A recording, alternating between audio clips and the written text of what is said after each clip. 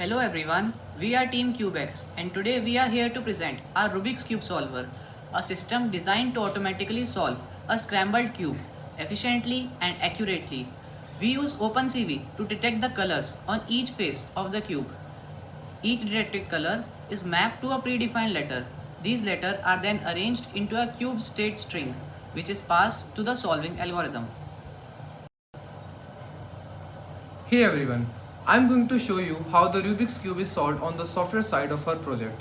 We use the Kosimba algorithm which takes the cube state string generated through OpenCV and computes an optimal solution string.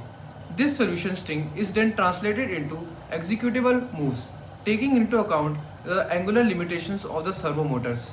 Additionally, optimization functions are implemented to improve the efficiency by eliminating redundant moves and reducing overall execution time. So we programmed the Arduino Uno to act as a robot's physical brain. It receives the optimized move commands via the serial communication.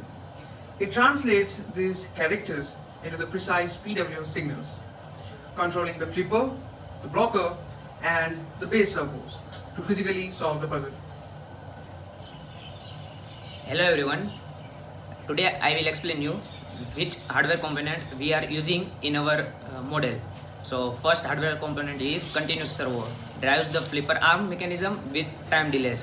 Another component is positional servo. We are using two positional servo. One act as stabilizing clamp, securing top layers during bottom layer twist.